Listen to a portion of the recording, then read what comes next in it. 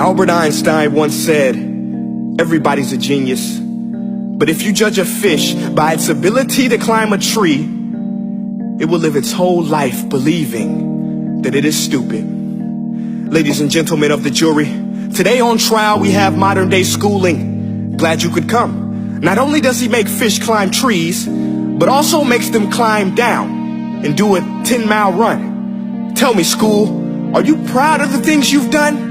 Turning millions of people into robots, do you find that fun? Do you realize how many kids relate to that fish swimming upstream in class, never finding their gifts, thinking they are stupid, believing they are useless? Well, the time has come, no more excuses. I call school to the stand and accuse him of killing creativity, individuality, and being intellectually abusive. He's an ancient institution that has outlived his usage. So, Your Honor, this concludes my opening statement, and if I may present the evidence of my case, I will prove it. Proceed. Exhibit A. Here's a modern day phone. Recognize it? Here's a phone from 150 years ago. Big difference, right? Stay with me. Here's a car from today, and here's a car from 150 years ago. Big difference, right? Well, get this. Here's a classroom of today, and here's a class we used 150 years ago. Now ain't that a shame? In literally more than a century, nothing has changed. Yet you claim to prepare students for the future? But with evidence like that, I must ask, do you prepare students for the future or the past? I did a background check on you and let the record show that you were made to train people to work in factories, which explains why you put students in straight rows, nice and neat, tell them sit still, raise your hand if you want to speak, give them a short break to eat, and for 8 hours a day tell them what to think.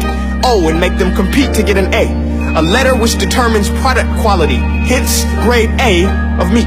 I get it. Back then, times were different. We all have a past. I myself am no Gandhi. But today, we don't need to make robot zombies. The world has progressed. And now we need people who think creatively, innovatively, critically, independently, with the ability to connect. See, every scientist will tell you that no two brains are the same. And every parent with 2 or more children will confirm that claim.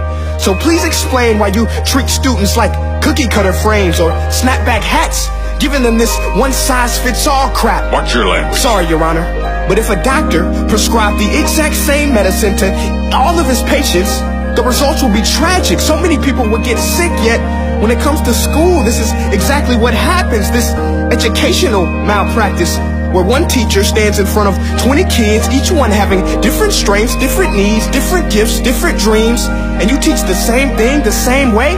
That's horrific.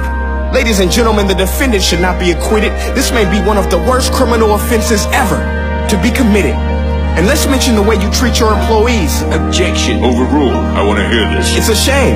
I mean, teachers have the most important job on the planet, yet they're underpaid? No wonder so many students are short-changed. Let's be honest.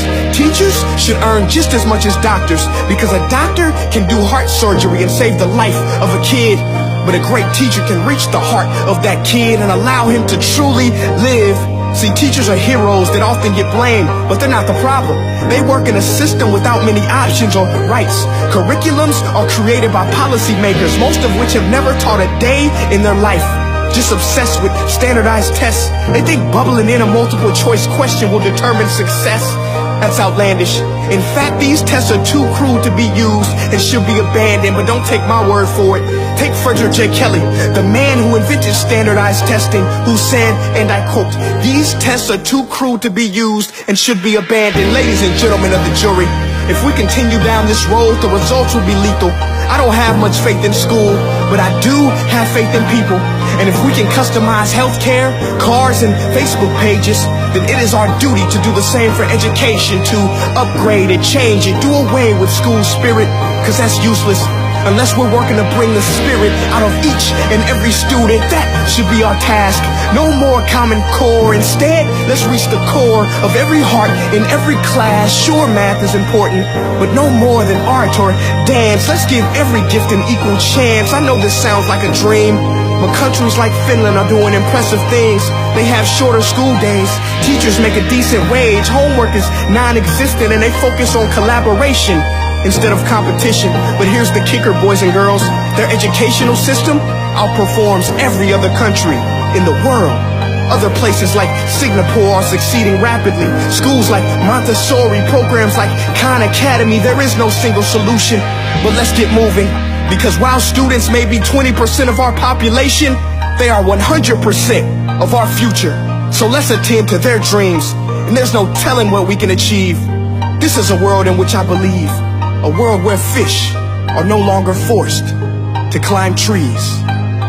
I'll rest my case.